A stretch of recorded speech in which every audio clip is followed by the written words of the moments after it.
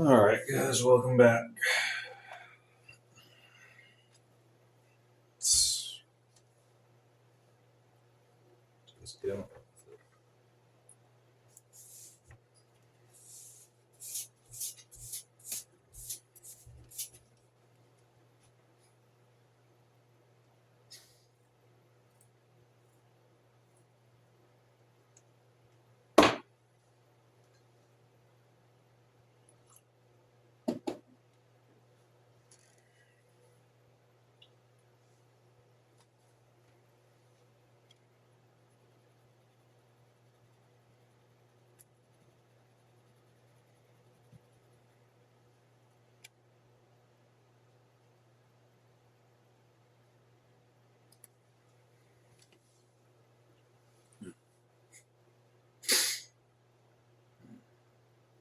So I guess my church was doing a car show today.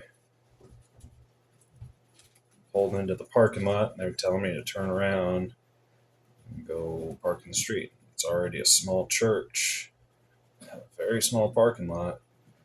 I'm like, okay, they were going to be doing that on like a weekday. It's nice to have a notification of that. But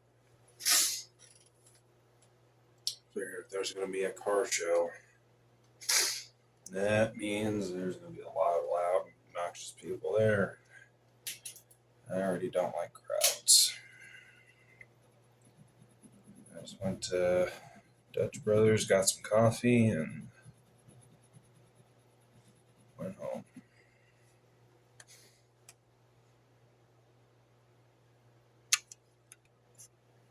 Yeah.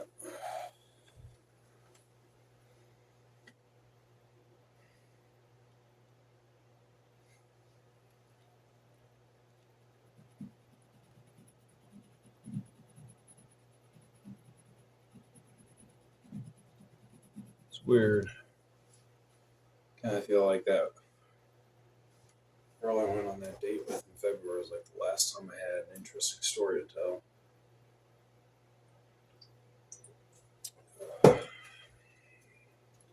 That went sideways real fast.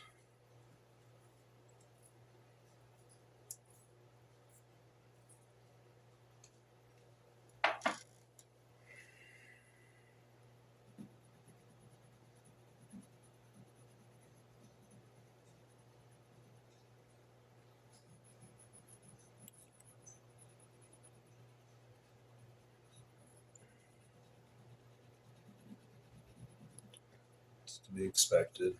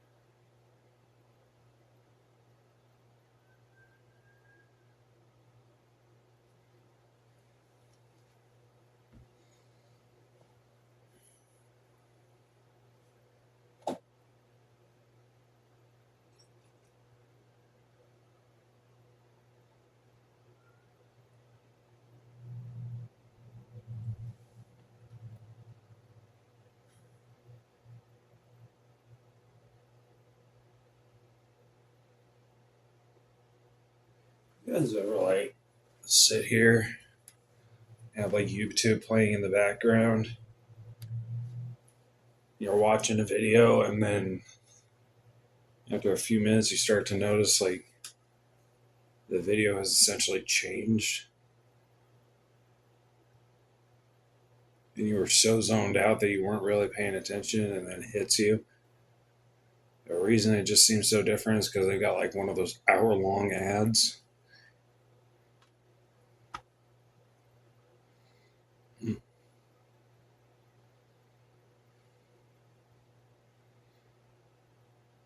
I have no idea what this ad is. It's like a couple frat boys, I guess, like bought a warehouse and set up a house inside the warehouse, and then they put a couple of Lambos in there. Kind of weird. All right.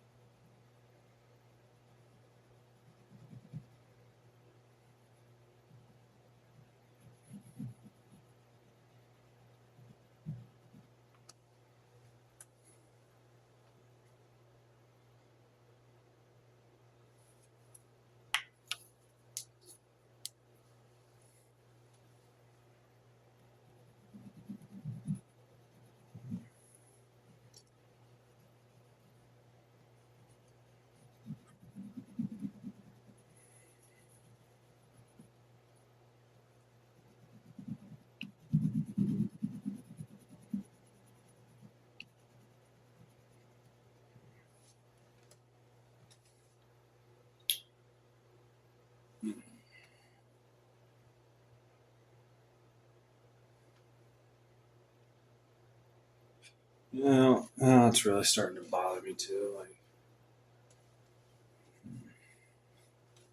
Star Wars: The Acolyte, Disney Plus.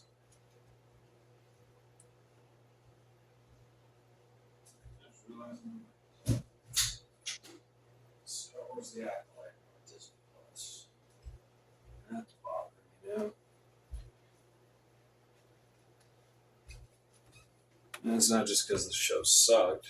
I did get a chance to see that, but my opinion on the quality of the show is not relevant. Because everybody is just panned that thing into oblivion. Like, you've got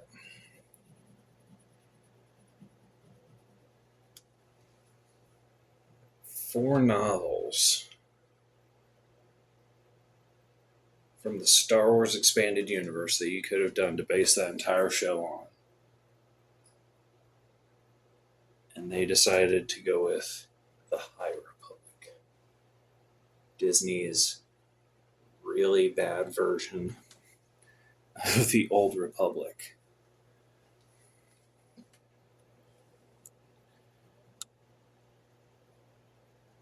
Somehow, at the end of it, they managed to shoehorn in a cameo appearance for Darth Plagueis, the Sith Lord who trained Palpatine. I'm thinking, why? Like, they could have used that as an opportunity to squeeze in Darth Bane.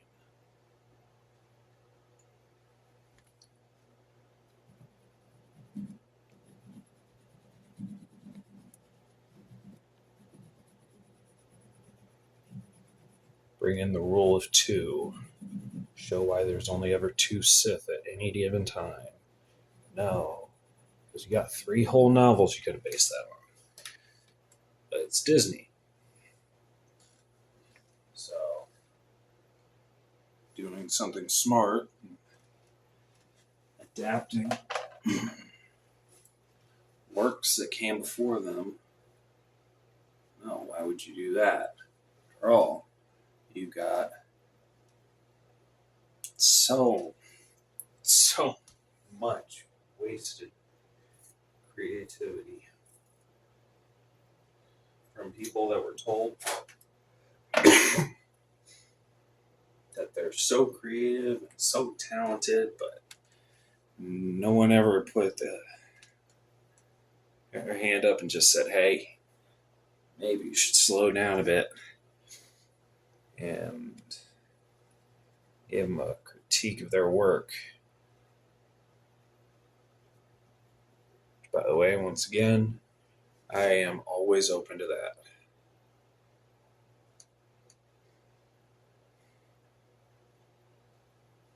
I'm always open to feedback, positive and negative. Anyway,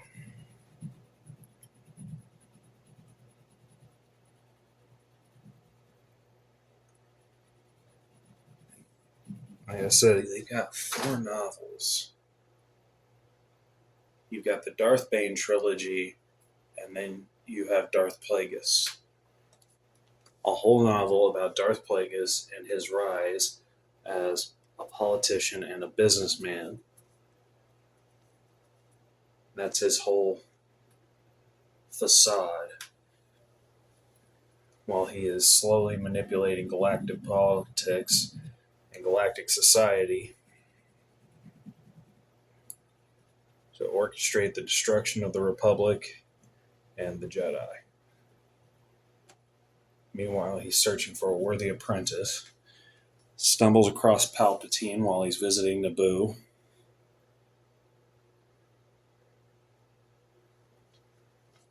Brings him on as his apprentice. After a few years, Palpatine joins the Senate, becomes a representative from Naboo to the Republic.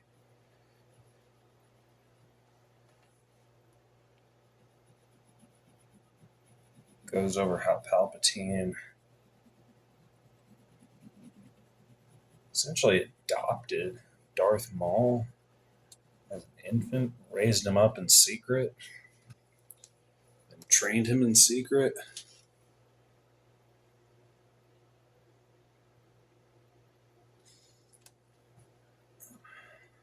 Now the two of them work together to destroy Plagueis so that Palpatine could become the Dark Lord of the Sith.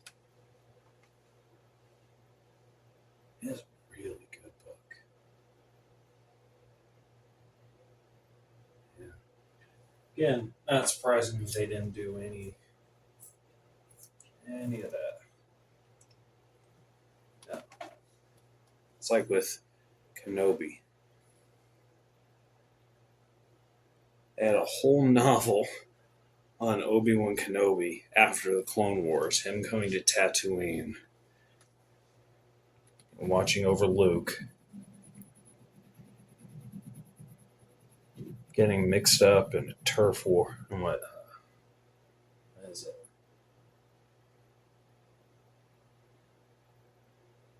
Like a territorial conflict between the settlers on Tatooine and the Tusken Raiders. Obi-Wan fighting a crate dragon by himself.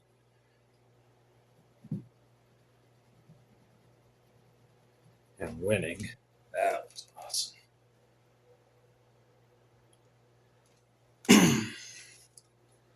It's like the amount of restraint he shows throughout the whole book. And he finally just brings out his max power in that. Because he's got to be careful with who he talks to, who he trusts.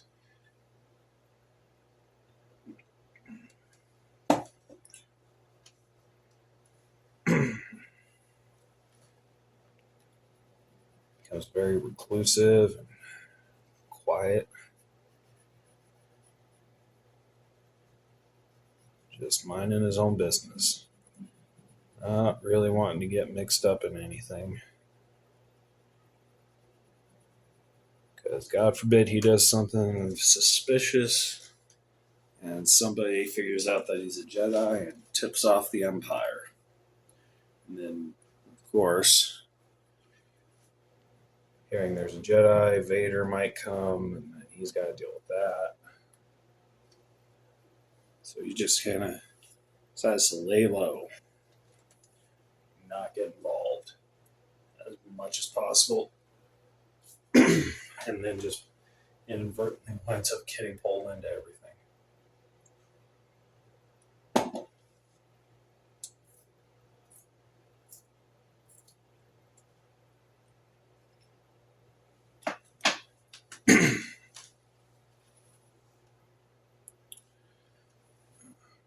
That was a good book, too.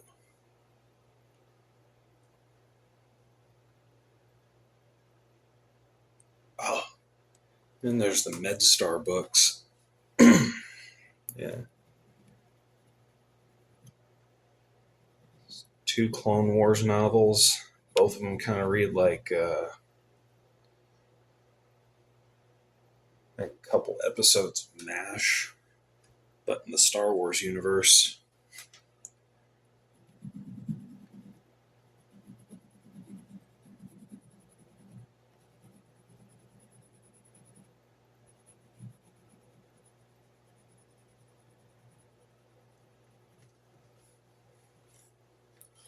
And you got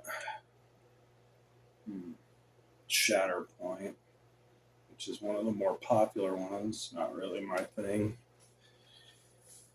But I can certainly see the appeal. It's kind of like Heart of Darkness, but the central character in it is Mace Windu, so it's like Heart of Darkness, but with a Jedi.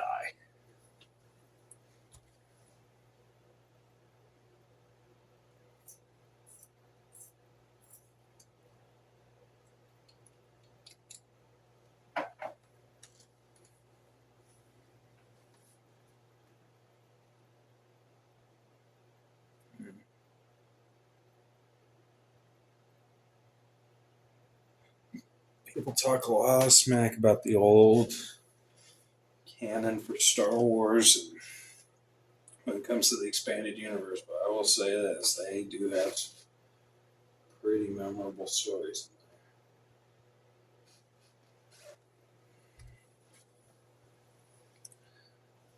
It's 156 novels, so there is no shortage of stuff for people to read.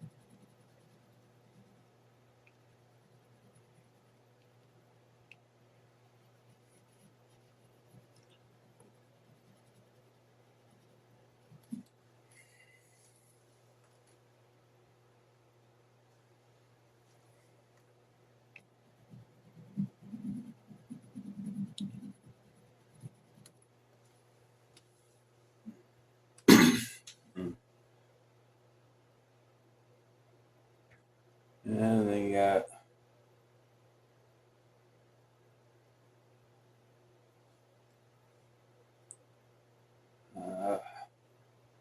playing Oblivion today. Just wandering around.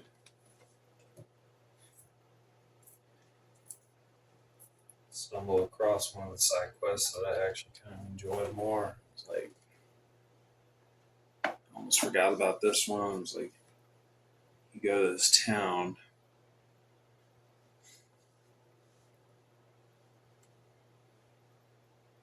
And, it seems kind of deserted, which is odd because most of the smaller farming communities and towns and whatnot and trading outposts surrounding the Imperial City are all usually bustling. There's always some sort of activity going on. This one just seems uncharacteristically abandoned and barren. So you start investigating some of the buildings, you go into the inn, and then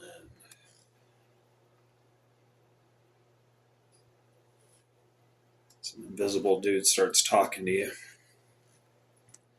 telling you that a wizard who's taken up residence in a nearby abandoned fort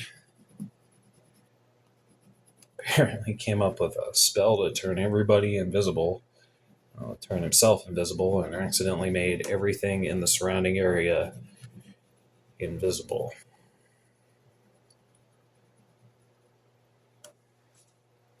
So you managed to get the counter spell from him to get everybody visible again. And he's all bummed out because you're basically ruining this little science project.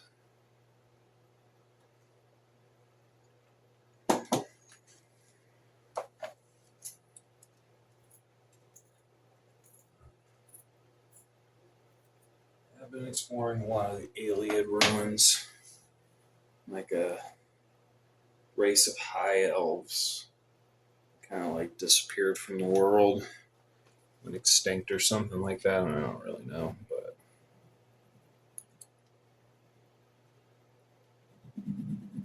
yeah. Other times I played this game in the past, the only time I really ever went into those places was if it was quest specific, but now I'm like, I want to go explore this stuff. I want to see what's really in there. I'm not disappointed.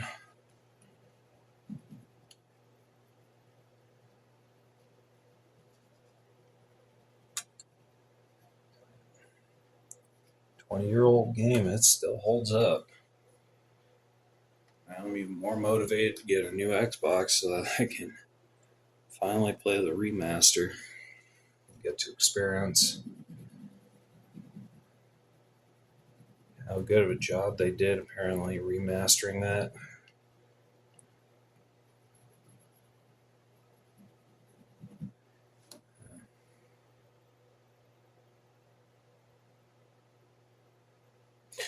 Alright guys, we're gonna end this one here. As always, thanks for stopping by. Like, comment, subscribe. Again, you're not obligated to, just grateful to have you guys here. When we come back, we'll be continuing our work with this island here, and then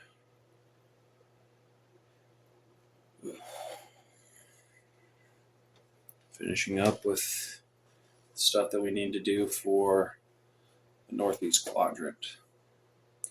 We're going to save the centerpiece here for last. But yeah. Till next time. Stay awesome out there, you beautiful weirdos. Deuces.